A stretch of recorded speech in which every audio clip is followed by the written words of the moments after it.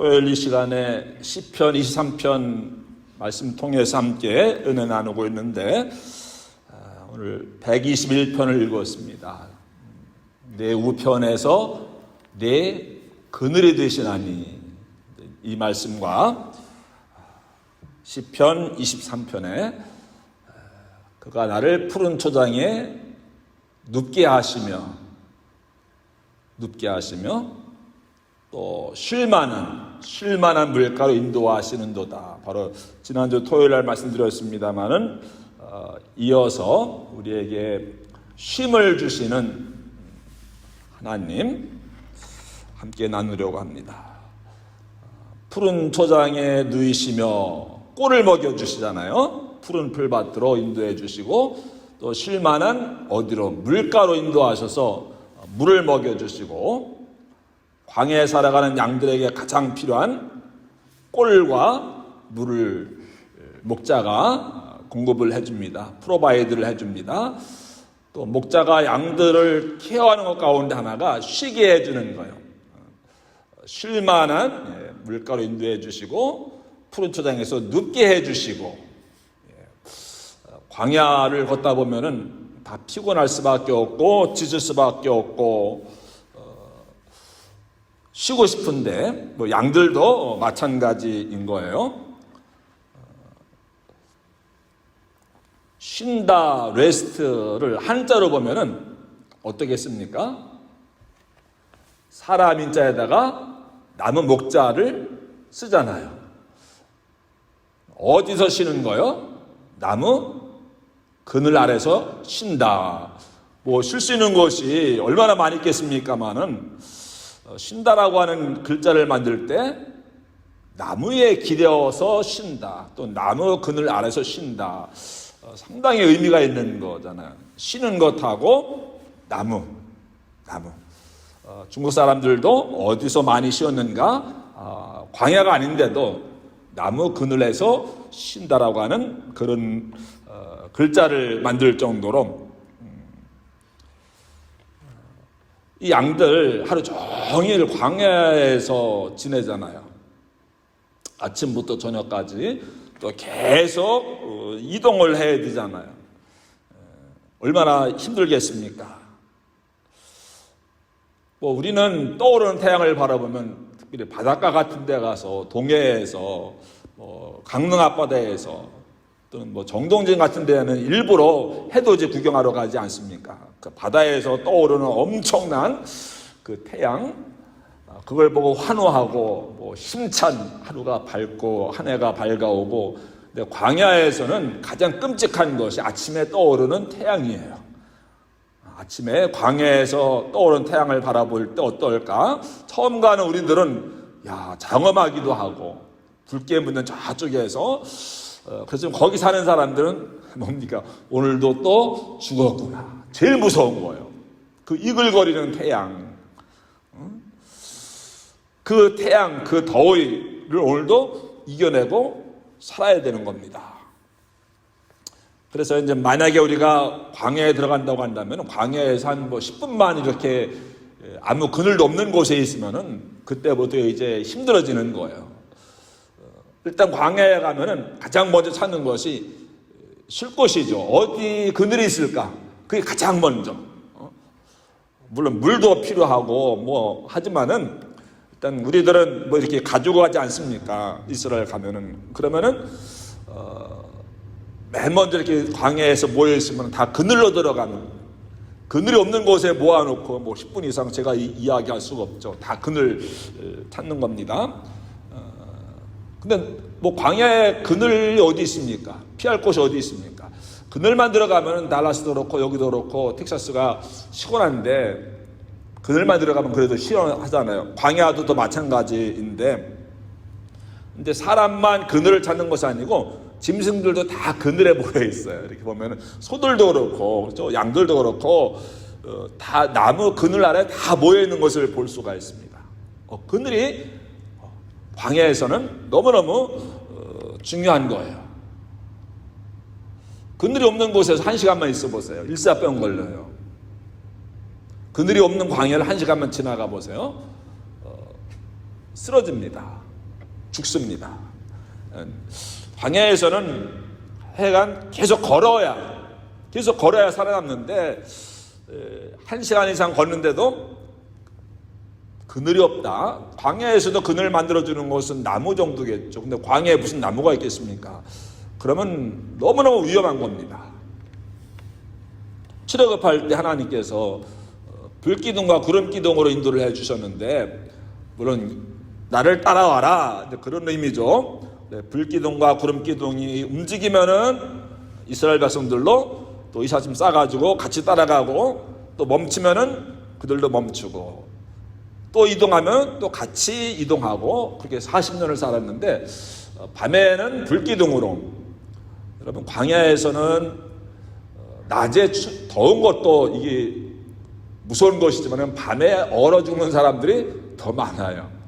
광야에서는 더워서 죽는 사람보다 추워가지고 밤에, 그러니까 기온차가 많이 생기니까는 이슬도 생기는 것이고, 이슬 때문에 또 광야에서 모든 생물들이 살아갈 수 있다, 우리가 잘 알고 있지 않습니까? 낮에 계속 걸어가려면은 그늘이 있어야 되는데, 그늘이 없으면 1시간도 걸을 수 없다고 이야기하지 않았습니까? 근데 그늘을 만들어 주기 위해서 하나님이 뭐로? 구름기둥으로 덮어주신 거예요. 밤에는 추위로부터 지켜주시기 위해서, 프로텍트 해주시기 위해서 불기둥을 보내주셔서 온기를 해주시고, 구름기둥, 그늘 만들어주기 위해서 그런 일을 하셨습니다. 그러니까 얼마나 광야에서는 이 그늘이 중요한가. 이스라엘 백성들이 가나안 땅에 들어가는데 이미 그들은 정착해 살고 있지 않습니까? 그들과 전쟁을 해서 그 땅을 정복해야 되는데, 정탐꾼들이 갔다 와서 거기 가보니까 대단한 사람들, 안악자손들이 살고 이런 막 하면서 겁을 잔뜩 먹지 않았습니까? 근데 이제 민수기 14장인가요? 거기에 보면은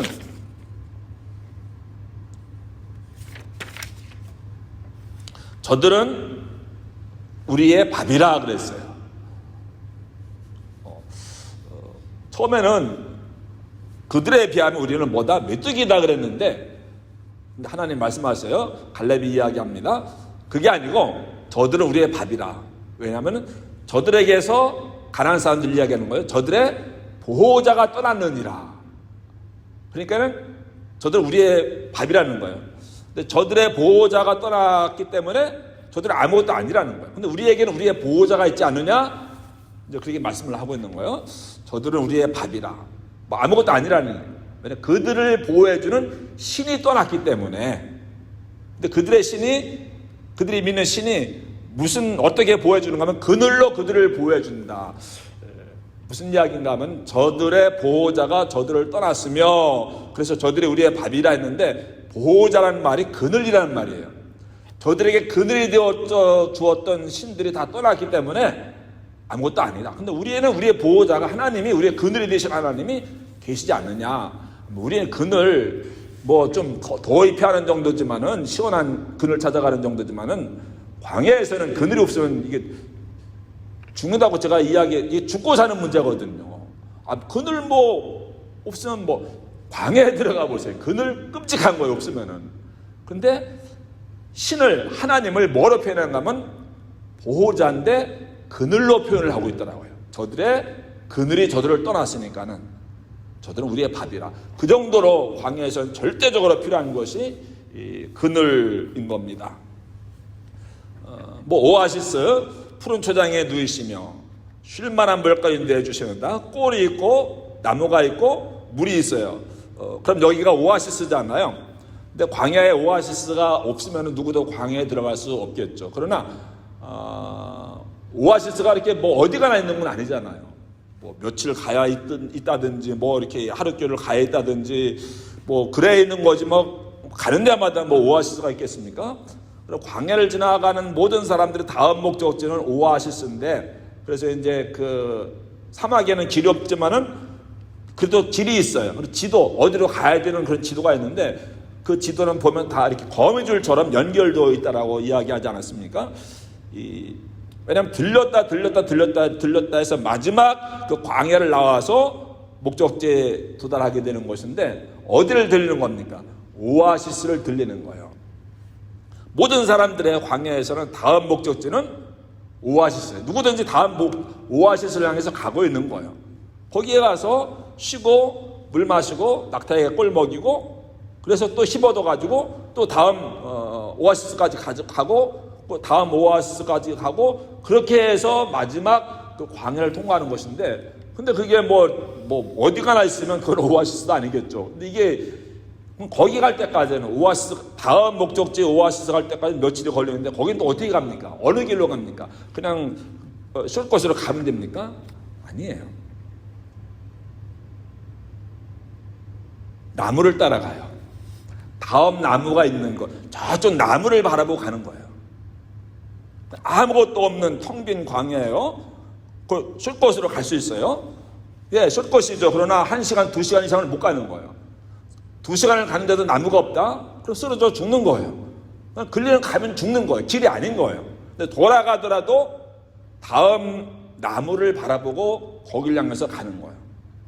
그래, 1시간, 2시간 걷고 나무 그늘 아래서 쉬었다가, 그렇게 안 하면 죽거든요. 이게 나무 한 그루가 광야에서는 얼마나 소중한지 모르는 거예요. 살리고 죽는 게 나무예요. 오아시스는 가끔 있는 것이고, 나무는 매 시간마다 있어야 거기서 살아남을 수 있는 것이거든요.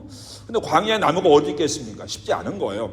아, 광야의 나무가 이렇게 중요하구나. 그래서 다음 나무, 또 광야는 아무것도 없으니까는 뭐가 이정표 역할을 해줄까요? 나무가 이정표 역할을 해주는 거. 어디 가면 무슨 나무가 있는데 거기서 어떻게 가야 되고, 나무가 저기 안내판인 거예요. 또 나무에서 그늘에서 쉬었다가 가야만 되는 거예요. 근데 나무가 없다? 그러면 밤에 가야 되는 거예요. 동방 박사들이 길을 왔을 때, 3달, 4달간, 5달간 길을 왔을 때, 별 따라 왔을 수도 있겠죠. 밤에 왔다고 한다면은. 약간 그들도 낮에는 자고, maybe 밤에는 걷고 그래야 되었을지도 몰라요. 나무가 없으면은 낮에 움직이면 안 돼요.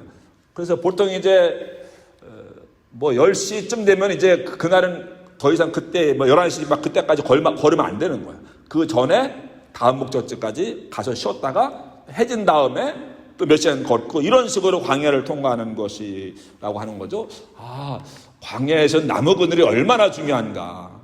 그늘 아무것도 아닌 것처럼 보이지만은, 또 오아시스, 우리 낭만적으로 생각하지만 광야에서 오아시스가 없으면 죽는 거란 말입니다. 근데 바로 우리 교회가 오아시스인데, 광야에 가본 사람만이 오아시스가 얼마나 소중한 걸 아는 거예요. 우리는 교회 오아시스로 여기지만은 정말로 광야에 가는 사람, 광야를 걷는 사람이 오아시스를 기다리는 것처럼 우리가 그렇게 믿음 생활을 하고 있는가? 교회에 또 이게 또 말씀드리겠습니다만, 나무와 같은 그런 그늘을 만들어준 나무와 같은 것이 또 우리 교회이기도 하고, 엘리야가 죽고 싶어가지고 또 죽으려고 광야에 들어가는데, 막상 광야에 들어가서 죽으려고 들어가는데 어디를 찾아갑니까? 로뎀나무 그늘을 찾아가잖아요. 죽으려고 들어가는데 살기 위해서 그늘을 찾아갔더라. 그게 뭐가 중요합니까? 근데 성경에서는 무슨 나무가 왜 중요합니까? 그늘 찾아가는 왜 근데 엘리야가 로뎀나무 그늘 아래에서 쉬고 있을 때에 천사가 와서 꿀을, 빵을 주고, 마실 물을 주고, 또 로뎀나무 그늘을 만들어주고, 오늘 시편 2, 3편에 푸른 초장, 꿀, 쉴만한 물가, 그 다음에 그늘 만들어주잖아요. 그늘. 쉴 곳, 누울 수 있는 곳. 짐승들도 그늘에서 눕고 쉬고 하지 않습니까?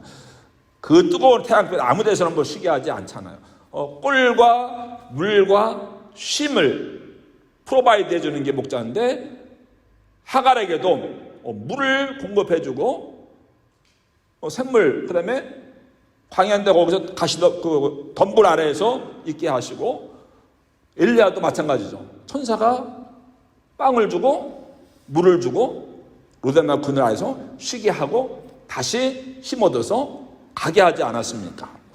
엘리야도 그날 죽으러 들어가긴 했는데, 그 로뎀나무가 없었으면 죽는 거예요. 정말 죽는 거예요. 광야가 그런 것이라고 말씀드리지 않았습니까? 요나를 보면은, 요나 니느웨 성이 정말 망하는가 멸망하는가 지켜보고 있는 거예요. 근데 얼마나 덥습니까? 거기 이라크니까는 뭐 거기 보통 50도 막 그러겠죠. 근데 우리 지켜보고 다 광야하고 막 지켜보고 있는데 다행히 뭐가 있었습니까? 해바라기 있었습니까? 그늘을 만들어 주는 거예요. 너무 고마웠죠. 근데 갑자기 벌레가 와서 다 갉아먹어서 머리가 뜨거워지는 거예요. 머리가 그냥 이글거린 태양 때문에 너무 더운 거예요. 정신이 몽롱해지는 거예요. 그러니까는 하나님 나 죽고 싶어요. 하나님 나 죽고 싶어요 그러잖아요. 그때 하나님 말씀하시기를, 그래 너는 이 벌레가 와서 이파리를 갉아먹어서 그늘이 없다고 죽고 싶어 하느냐. 이 백성은 내가 얼마나 아끼는지 내가 알겠느냐. 벌레 먹어서 이파리가 죽었다고 내가 막 화내는데 여기는 10만 명의 영혼들이 죽어가는데 내 마음이 어떻겠느냐. 그러니까 거기서 이제 그늘과 연관해서 말씀을 생각해 보면 그늘이 없다고 죽고 싶어 하잖아요. 막 화내잖아요 하나님에게. 예수님도 광야에서 40일 금식 기도를 하십니다. 그래서 이제 특히 우리 한국에서도 많이 40일 금식 기도 하잖아요. 달라요. 예수님은 광야에서 하신 거고 우리는 산에 가서 기도원에 가서 잘 보호받으면서 하는 거예요. 예수님처럼 광야에 나가서 40일 금식하는 사람은 없어요. 그러면 죽어요. 근데 예수님이 어디에서 금식 기도를 하십니까? 광야 한가운데서 뭐 사라 사막 한가운데서 태양 쫙 내리쬐는 데서 기도해서 예수님도 그러면 일사병거리에서 하루 못 넘기고 돌아가시는 거예요. 굴에서 기도하셨잖아요. 그러니까 들짐승들이 우글거리잖아요. 광야에도 더우니까 들짐승들이 다 어디로 모이는 거예요? 굴로 모이는 거예요. 밤에 추니까 어디로 모이는 거예요? 짐승들이 다 굴로 모이는 거예요. 굴이 있는 거예요. 그래서 그 굴 속에 예수님이 거기서 기도하고 있는데 그 들짐승들이 예수님을 해하지 못하도록 하나님이 천사를 보내주셨다고 말씀하고 있잖아요. 그늘, 예수님도 기도하시는데 그늘 아래서 기도를 하시고 있는 거예요. 엘리야가 이제 호렙산에 올라가서 하나님 만나러, 하나님 따지러 가지 않았습니까? 40일 기다렸는데 어디서 기다렸습니까? 굴에 들어가서 기다리고 있었다라고 굴이 나옵니다. 그렇지 않으면 엘리야도 시내산 꼭대기 올라가서 죽는 거예요. 피할 곳이 없는데. 정말 나무 한 그루 없습니다. 이번에 이제 시내산 올라가는데 그런 곳인데 다 어디를 찾아가는 거예요? 살기 위해서는 그늘 찾아가는 거예요. 그늘이 어디 있습니까? 광야에서는 나무, 작은 나무 또는 굴 같은 거. 그런 것이구나. 한 사람만 더 이야기할까요? 아브라함이 부지 중에 천사를 대접했잖아요. 3명의 천사를. 알고 보니까는 그냥 지나가는 나그네인 줄 알고 대접했는데 알고 보니까는 하나님이 보내신 천사였는데 그들이 잘 지극정성으로 대접받고 돌아가면서 내년 이맘때쯤에 이 집에서 아이의 울음소리가 들릴 것이다. 이삭을 낳을 것이다. 1년 후에 이야기해 주지 않았습니까? 그 스토리를 보면은 그때 헤브론에 살고 있을 때예요. 아브라함이 에셀나무를 심었어요. 그 다음에 에셀나무가 자라기까지 뭐 5년 10년 기다렸겠죠. 그 다음에 에셀나무를 심고 거기서 여호와의 이름을 불렀더라 그랬어요. 우리나라도 뭐 소랑대에 큰 나무 있고 거기서 뭐 신께 빌고 근데 아브라함도 나무를 심어놓고 나무 아래에서 여호와 이름 불렀더라. 이상하기도 하고. 그런데 보세요. 헤브론에 갔어요. 그리고 에셀나무를 심었어요. 그 아래서 하나님을 섬겼다는 그런 의미인데 왜 에셀나무를 심어놨을까? 왜 그 나무 그늘 아래서 뭘 하고 있었습니까? 나그네가 지나가기를 기다리고 있었어요. 지나가는 나그네가 있으면 막 달려가서 강청에서 자기 집에 드립니다. 발을 닦아드려요. 그리고 저녁을 잘 대접합니다. 그리고 보냅니다. 나무를 심고 나무가 자라기를 기다리고 그 아래 정자를 만들어 놓고 하루 종일 나와서 낯선 사람 지나가는 사람 없나 하다가 낯선 사람 지나가니까는 그걸 강청에서 자기 집 모셔다가 발을 손수 닦아드리고 그다음에 음식을 송아지를 잡았어요. 모르는 사람인데 양을 잡는 것도 아니고 그냥 뭐 한 끼 대접하는 것이 아니고 그늘에 잠깐 멈춰 가십시오 그것도 아니고 그리고 지극정성을 다해서 대접하더라고 아브라함이. 근데 이제 랍비들은 그 해석을 이렇게 하는 거예요. 왜 나무를 심어놓고 거기서 나그네를 기다렸는가? 왜 나그네를 그렇게 환대했는가? 그 사람들에게 지극정성을 잘 쉬었다가 하게 하고 접대하고 그 다음에 하나님의 이름을 부르고 하나님의 이름을 전해주고 하나님을 믿게 해주고 말하자면 전도를 하는 거예요. 그러기 위해서 그늘 아래 그늘을 만들어 놓고 그늘이 있어야 쉬니까. 또 이제 광야를 이제 들어가는 사람이고 광야에서 막 나온 사람들이니까 얼마나 덥겠습니까? 나그네들이니까는. 그러니까는 그늘을 만들기 위해서 그 나무를 심었다는 거예요. 그리고 그 나무 그늘 아래서 낯선 사람이 지나가기를 기다렸다가 그들을 지극정성 다해서 하나님을 전하고 복음을 전하고 하나님 믿게 하고 그러게 하기 위해서 그 나무를 심어놓고 여러분 이런 정성이 필요한 거죠. 그런데 뭐 한 끼 잘 대접한 정도가 아니고 송아지를 잡아서까지 대접을 하더라고요. 전도는 이렇게 해야 되는 것이고 송아지까지 잡아야 전도가 되는 거.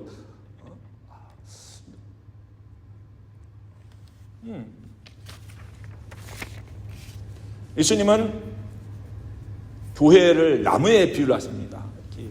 또 씨앗을 뿌렸는데 겨자 씨를 뿌렸는데 겨자는 나무가 아니죠.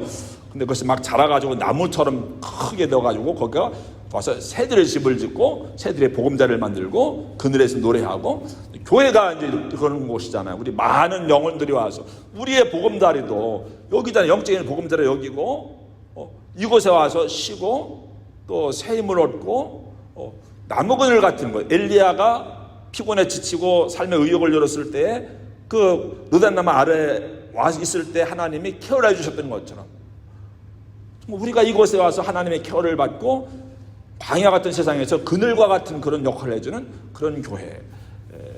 뭐 느티나무 같은 큰 그늘 만들어주면 얼마나 좋겠습니까?